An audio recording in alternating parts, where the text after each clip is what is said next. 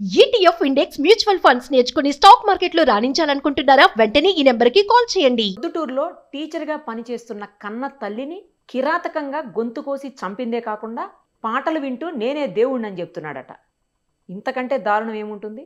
దీని మీద మనతో మాట్లాడేందుకు లైవ్ కాల్లో అందుబాటులో ఉన్నారు సైకాలజిస్ట్, క్రియేటర్ కృష్ణ గారు. ఒకసారి ఆయనతో మాట్లాడదాం. సార్ నమస్తే అండి. నమస్తే అండి. ఎంతో గారాభంగా పెంచారంటున్నారని, అంత ప్రేమించిన తల్లిని అట్లా కసి తీరా తన చేతులతో తాను ఎలా చంపాలి? మాట్లాడుతుంటే నాకు ప్రాణం పోతుందండి. కన్న తల్లిని నువ్వు చేతులరా, నాకు అసలు ముట్టుకొని పట్టుకొని గొంతు కోసే నీకు నీలో మంచి బయటకు రాలేదు. మరి అసలు అమ్మో, మానవత్వం అసలు మనిషి కదా మేడం. అసలు మనం ఒక కుక్క పిల్లని కొడితేనే అయ్యో పాపం అంటాం మనం. అది మనం ఖర్చినా కూడా దానికి కొట్టడం, దానికి నవమాసాలు మోసి కని పెంచి విద్యాబుద్ధులు నేర్పి ఈ స్థాయికి తీసుకొని నువ్వు ఇదా లాస్ట్ కి చేసి దారుణం. ఇంకోటి ఏంటంటే పేరెంట్స్ విజ్ఞప్తి, సింగిల్ చైల్డ్ సిండ్రోమ్ ఒకటి వచ్చేసిందండి. ఒకటే బిడ్డ, వాళ్ళు అరవరు తిట్టరు కొట్టరు, అడిగిన దానికంటే ఎక్కువ చేస్తారు. బర్త్డేలు, బైకులు, పార్టీలు, ఫోన్లు ఏమిటికి తీస్తారండి. అమ్మ చేతి చెంప దెబ్బ తినని వాడు పోలీసుల చేత లాఠీ దెబ్బలు తింటాడు. పోలీసుల చేత లాఠీ దెబ్బలు తినవాడు తోట దెబ్బకు బలవుతాడు. ఈ రోజు ఈ కుర్రాడి బంగారు భవిష్యత్తుని మనం గొప్పవాడిని చూపించాల్సిన లేదు. ఆ వయసును అంటున్నాము. ఆ వయసులో జైల్లో పోయి మగ్గిపోతే వాళ్ళ మైండ్ సెట్ ఎలా తయారవుతుంది చెప్పండి. వీడు పోరి తిరిగి వచ్చిన తర్వాత గౌతమ్ బుద్ధుల్లాగానో వివేకానందలాగా బయటికి రాడు కదా. మళ్ళీ యాంటీ సోషల్ ఎలిమెంట్ గానే వస్తారు. క్రూరమైన నేరస్తుడుగా మారే బయటకు వస్తారు. వీటికి ఎక్కడో చోట పురుష పెట్టగలగాలి. మనం విద్యా వ్యవస్థను ప్రశ్నించాలి.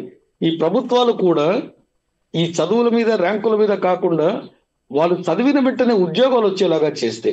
ఈ అబ్బాయి ప్రొద్దుటూరు అన్నామండి. ఈ ప్రొద్దుటూరు అనే కాదు, ఆంధ్ర తెలంగాణ రెండూ కలిపితే ఉన్న కాలేజీలు బొచ్చడు వచ్చాయి. కాలేజీలు కూడా ఉన్నాయి కదా సార్. అందరూ పొలోమని బీటెక్కే చదవాల్సిన అవసరం లేదు కదా. బోల్డని కోర్సులు ఉన్నాయి, ప్రొఫెషనల్ కోర్సులు ఉన్నాయి, రకరకాల కోర్సెస్ ఉన్నాయి, చాలా చదువుకోవచ్చు. బీటెక్ అంటే గొప్పది పాలిటెక్నిక్ చేస్తే లైఫ్ లో సెటిల్ అవుతారు. అదే వచ్చింది మనకేంటంటే ఇది గ్లామర్ కోర్సు చేస్తున్నారు. ఈ లక్షల మంది సంవత్సరానికి బయటకు వచ్చి ఈ హైదరాబాద్, బెంగళూరు, చెన్నై సెలెక్ట్ చేసుకుంటారండి. వచ్చిన వాళ్ళకు కూడా ఏ ఉద్యోగాలు రావు. హైదరాబాద్ ఏమో అందరికి వెల్కమ్ అని పెట్టుకోలేదు బోర్డ్స్ అండి. అందులో కూడా టాలెంట్ ఉన్న వాళ్ళకి వస్తాయి. మనకి ఇప్పుడు గమనించండి, మనకు ప్లంబర్ దొరకడం లేదు, ఎలక్ట్రీషియన్ దొరకడం లేదు, ఈ బిల్డర్ ఎవరు దొరకడం లేదు, చిన్న పనులు ఎవరు చేయరు. డబ్బు తక్కువ వచ్చినా, స్ట్రెస్ ఎక్కువ ఉన్నా కూడా మాకు వైట్ కలర్ జాబ్ కావాలి. అంటే అలా కాదండి, వారానికి 5 డేసే కదా వర్కింగ్ డేస్. 5 డేస్ వర్క్ చేస్తే లక్షల్లో జీతాలు, అది బాగుంటది అన్న యాంగిల్లో అయిపోయింది పరిస్థితి. చాలా మందిలో ఈ ధోరణి నేను డైరెక్ట్ గా అంటుంటే కూడా విన్నాను సార్. నేను ఇది 5 రోజులే పని చేస్తాము, చాలా మంచి శాలరీ వస్తుంది, మనకేం పెద్ద స్ట్రెస్ ఉండదు, హ్యాపీగా ఉంటుంది లైఫ్ అని చెప్పేసి మాట్లాడుతుంది. ఎందుకు చిన్నపిల్లల్ని 6th 7th క్లాస్ పిల్లల్ని ఐఐటి కోర్సులకు పంపించేస్తున్నారు? ఇంత చిన్న ఏజ్ లో ఎందుకు ఐఐటి బేస్డ్ కోర్సులకు అప్పుడే ఎందుకు?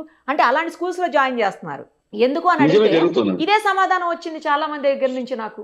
ప్రతి ఒక్కరికి కూడా డబ్బు ఉంటేనే గొప్పవాళ్ళు. అదే మీ పాయింట్ ఆఫ్ వ్యూ ఆలోచిస్తే లక్షల్లో జీతాలు వస్తాయి, వారానికి 5 రోజులే ఉంటుంది జాబ్. నేను కాదనండి, అది ఎవరికి వస్తుంది? 100 మందిలో ఒకరికో ఇద్దరికో వస్తుందండి. అదే కదా. ఇప్పుడు మీరు ప్రొద్దుటూరు నుంచి వెళ్ళారు హైదరాబాద్ కు, కావాల్సిన కమ్యూనికేషన్ ఉండదు, లాంగ్వేజ్ ఉండదు, సబ్జెక్ట్ ఉండదు, మీకు అక్కడ పబ్లిక్ రిలేషన్ ఉండదు, మీకు జాబ్ రాలేదు. ప్రపంచం మొత్తం పక్కకి వెళ్ళిపోయినా బీటెక్ వాళ్ళకి ఉద్యోగాలు ఉన్నాయండి. అప్పుడు నీకు సబ్జెక్ట్ సర్టిఫికెట్ తో కాదు కావాల్సింది, నీ దగ్గర విషయం ఉంటే తప్పనిసరిగా నీకు జాబ్ వస్తుంది. మీరు అన్నట్టు లగ్జరీగా ఉండొచ్చు అండి. ఇప్పుడు ఇతను కూడా బీటెక్ అయిపోయి 5 years ఏమో అయిందంటండి. 5 years అయిపోయినా కూడా జాబ్ దొరకలేదంటే అట్లానే కంటిన్యూ అవుతూ ఉన్నాడు, అంటే నిరుద్యోగిగానే ఉన్నాడు. అతని మీద మేబీ అది కూడా ఎఫెక్ట్ చూపించి ఉండొచ్చు. మేబీ 100% అదే చూపించింది, ఫ్రస్ట్రేషన్. ఆ ఫ్రస్ట్రేషన్, ఎస్. తనతో పాటు అందరూ జాబులకి వెళ్ళి ఉంటారు. అందరూ ఏంట్రా ఇంకా నీకు జాబ్ రావట్లేదు, ఇంట్లో వాళ్ళు అడుగుతారు, ఫ్రెండ్స్ అడుగుతారు, బయట వాళ్ళు అడుగుతారు, రిలేటివ్స్ అడుగుతారు. ఆయన సర్టిఫికెట్, ఈ బీటెక్ పిల్లల certificate entry pass of their interview అండి, అంతే. ఓకే, బీటెక్ పాస్ అవ్వగానే తీసుకెళ్లి ఉద్యోగాల్లో కూర్చోబెట్టారండి. 100లో ఒకరికి వస్తుంది 5 రోజులు జాబ్. వాళ్ళు కూడా ఏంటంటే కూడా అందరికి రావు కదా సార్. రాదు మేడం, మనం అనుకున్న ఉద్యోగాలు లేవండి. అవును, అది మీరు ఇదే హైదరాబాద్ లోనే ఉద్యోగాలు లేవని అంటున్నాం మనము. ఉద్యోగాల కొరత భయంకరంగా ఉందండి. సేల్స్ డిపార్ట్మెంట్ ఉంది, వర్క్ డిపార్ట్మెంట్ లో ఉంది, కమ్యూనికేషన్ లో ఉంది, టాలెంట్ లో ఉంది. ఇప్పుడు మీరు చేస్తున్న పనిలో ఇప్పుడు మీకు టాలెంట్ లేకపోతే ఇక్కడ కూర్చోరండి.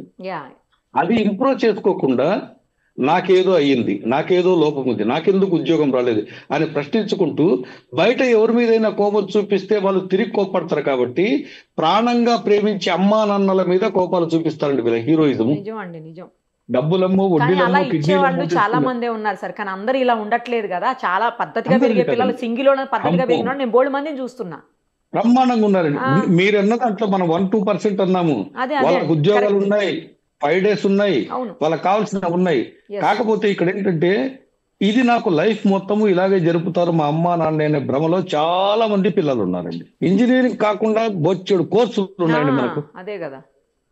అగ్రికల్చర్ ఉంది, మనకు బిజినెస్లు ఉన్నాయి, అవును, చిన్న చిన్న వ్యాపారాలు చేసుకోవచ్చు. కరెక్ట్. అసలు సక్సెస్ఫుల్ పర్సనాలిటీస్ బీటెక్లు అంతా కూడా ఉద్యోగాలు చేస్తూ బీటెక్లు వదిలేసి గేదెలను పెట్టుకొని పాల వ్యాపారాలు చేసి సక్సెస్ అయిన వాళ్ళు ఉన్నారు. బోల్డ్ మంది ఉన్నారండి. నిజం మీరు అన్నది. నేను అలా చాలా మందిని కూడా చూసాను. నేను ఇంటర్వ్యూ కూడా చేశాను. అవును, అమెరికాలో ఆటోలు- జాబ్ చేస్తూ ఆటోలు వదిలేసి పెట్టుకుని- వచ్చి ఇక్కడ పాల బిజినెస్ పెట్టుకున్నారండి. అవును, కరెక్ట్.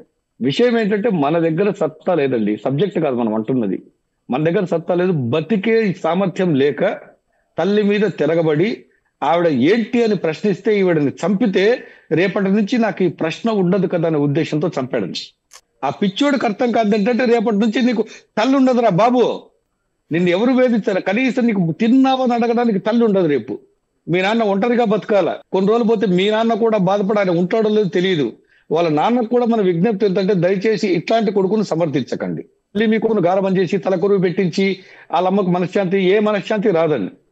ఆత్మ క్షోభిస్తుంది ఆవిడకు. అవును, ఇప్పుడు మీడియా కానీ, పోలీసులు కానీ, విద్యా వ్యవస్థ కానీ, రాజకీయ నాయకులు కానీ సమాజాన్ని మంచి వైపు నడపాలనుకుంటే విద్యార్థుల మానసిక స్థితులను గమనించండి. ఫస్ట్ మీరు బీటెక్ వచ్చిన తర్వాత ఇవి మానలండి, వంగవిది మొక్కల నుంచి ఇవి నేర్పిస్తూ రండి.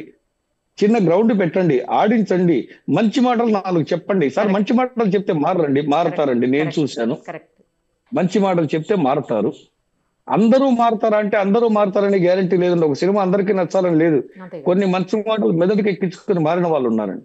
నాకు 5 days బ్యాక్ వచ్చిందండి, సార్ మీరు నాకు 15 ఏళ్ల కిందట మీరు క్లాస్ చెప్పారు సార్, అమ్మ నాన్నను బాగా చూసుకోమన్నారు, నేను బాగా చూసుకుంటున్నాను సార్ నాకు చెప్పారండి. అంటే మనం ఎక్కడో వెలిగించిన దీపం ఎక్కడి వరకు పెద్ద కాంతిని ఇస్తుంది కదండి.